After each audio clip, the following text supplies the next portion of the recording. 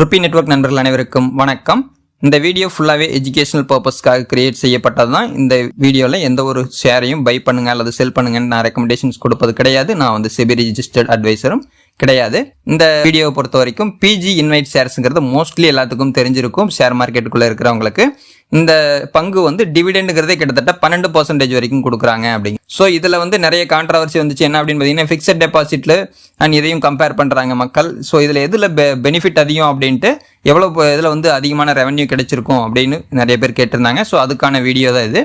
இதில் வந்து பார்த்தீங்கன்னா ரெண்டுக்குள்ள டிஃப்ரென்ஸ் என்னென்ன ரிஸ்க் இருக்குது, என்னென்ன பாசிட்டிவான விஷயங்கள், டோட்டலாக ஒரு 10 லட்ச ரூபாய் இன்வெஸ்ட் பண்ணியிருந்தாங்கன்னா ஒவ்வொருத்தருக்கும் ஃபிக்ஸட் டெபாசிட்டில் பண்ணவங்களுக்கு எவ்வளோ கிடைச்சிருக்கும், பிஜி இன்வைட் ஷேர்ஸில் பண்ணவங்களுக்கு எவ்வளோ கிடைச்சிருக்கும் அப்படிங்கிறதையும் நம்ம விளக்கமாக பார்த்துருவோம்.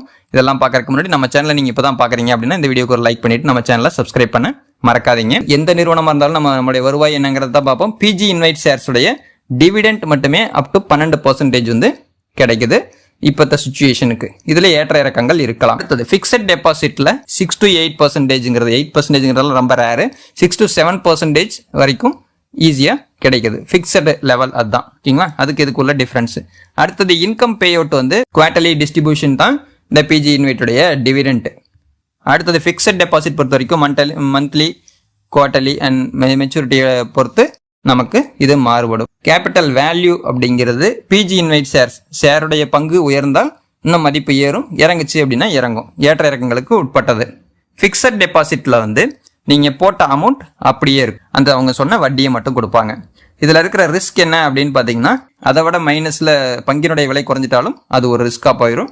பட் இதில் ஃபிக்ஸட் டெபாசிட்டில் என்ன அப்படின்னு பார்த்தீங்கன்னா ரிஸ்க் வந்து லோ. ஏன்னா போட்ட பணம் அது அப்படியே தான் இருக்கும், இன்ட்ரெஸ்ட் மட்டும் தர்றாங்க. அடுத்தது டேக்ஸு.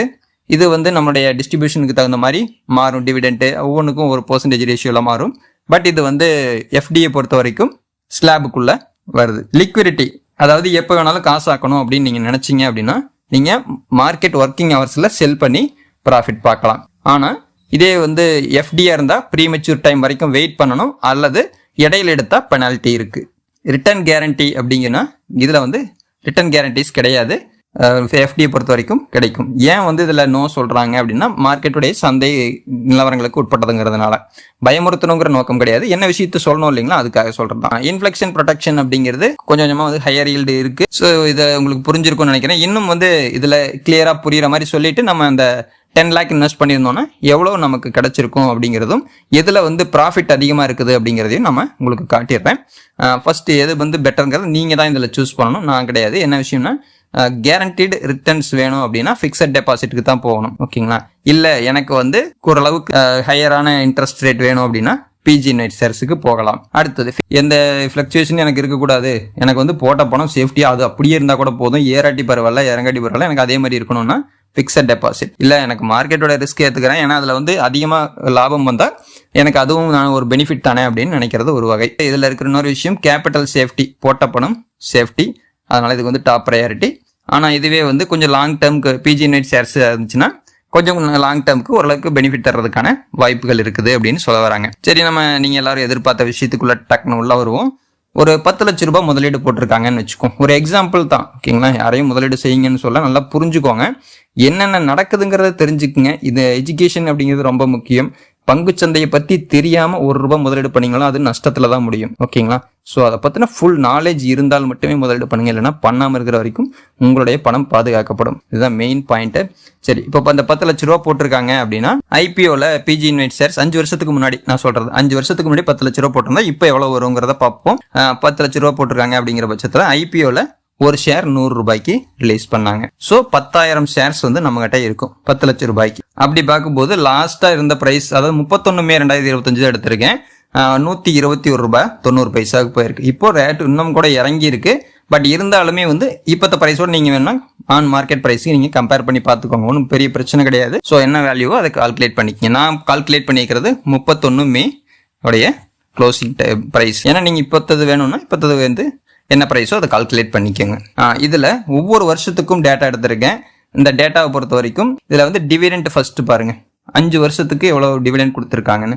2020-21 வரைக்கும் டிவிடெண்ட்டுங்கிறது உங்களுக்கு ₹10.50 வருஷத்துக்கு கொடுத்துருக்காங்க. டோட்டலாக கால்குலேட் பண்ணி பார்க்கும்போது 10,000 ஷேருக்கு 1,05,000 ரூபாய் டிவிடெண்டாவே நீங்க எடுத்திருப்பீங்க 2020, 21 21, 22 1,20,000 ரூபாய். இதே மாதிரி எல்லா வருடமுமே 1,20,000 ரூபாய் நீங்க டிவிடெண்ட் மட்டுமே வாங்கியிருப்பீங்க. டோட்டலா பார்க்கும்போது 5,85,000 ரூபாய் டிவிடெண்ட் மூலமே பிஜி இன்வைட் ஷேர்ஸ் மூலம் உங்களுக்கு கிடைத்திருக்கும். கிளியரா புரிஞ்சிருக்கும்னு நினைக்கிறேன். இதனுடைய மார்க்கெட் பிரைஸ் நாம போட்டிருக்கிற கால்குலேஷன் படி பார்த்துக்கோங்க. அதாவது 31/மே/2025 அன்னைக்கு எவ்வளவு இருந்திருக்கும்னா அந்த போட்ட 10 லட்சம்ங்கிறது 12,19,000 இருந்திருக்கும்.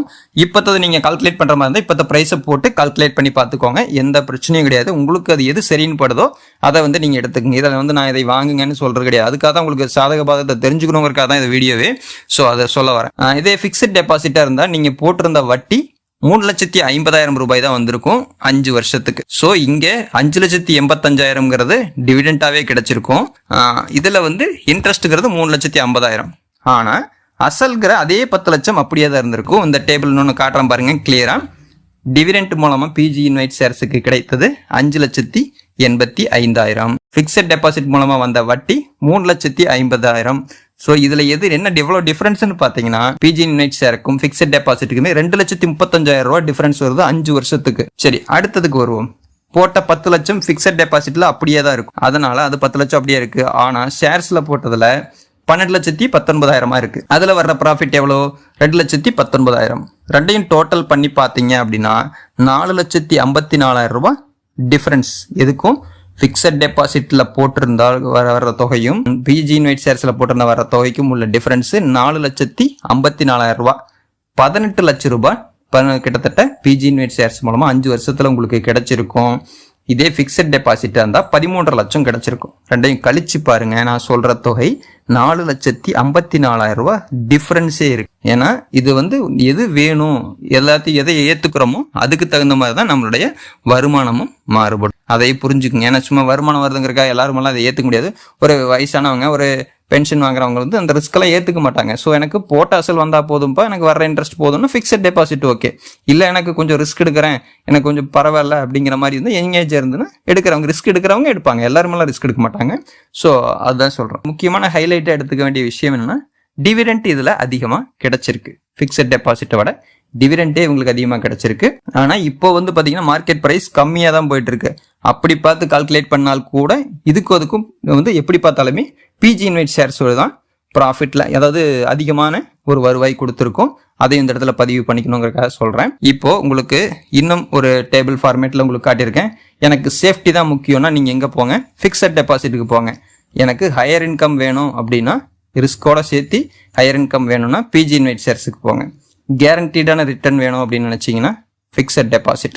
எனக்கு இந்த சொன்ன வட்டி எனக்கு கடைசியில் வந்துடணும்ப்பா அப்படின்னீங்கன்னா அது இதுக்கு நீங்க பிக்சட் டெபாசிட் தான் உங்களுக்கு பெஸ்ட். லாங் டேர்முக்கு நான் முதலீடு பண்றேன், எனக்கு ரிஸ்க் இருந்தா பரவாயில்லன்னா பிஜி இன்வைட் ஷேர்ஸுக்கு போங்க.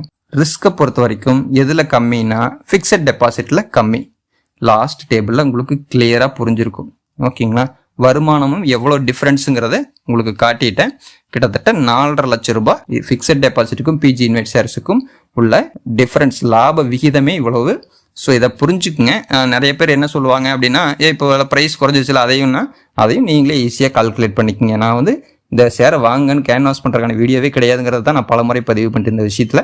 ஸோ உங்களுக்கு இன்னைக்கு ப்ரைஸை எடுத்து கால்குலேட் பண்ணி பாருங்க. அதையும் இந்த டிவிடெண்ட்ல மாற்றம் இல்லை இல்லைங்களா? ஸோ அதையும் இன்னைக்கு இப்போ ரீசெண்டாக கொடுத்த டிவிடெண்ட் எல்லாத்தையும் கால்குலேட் பண்ணி பார்த்தீங்கன்னா கூட உங்களுக்கு எது சாதகமாக இருக்குது எது பாதகமாக இருக்குதுங்கிறது ப்ரைஸ் வச்சு ஈஸியாக கால்குலேட் பண்ணிடலாம். ஸோ அவ்வளோதான் இந்த வீடியோ. இந்த மாதிரியான வீடியோக்கள் தொடர்ந்து வேணும் அப்படின்னா கமெண்ட்ல பதிவு பண்ணுங்க. ஸோ அவ்வளோதான். மீண்டும் அடுத்த வீடியோவில் சந்திக்கலாம். நன்றி, வணக்கம்.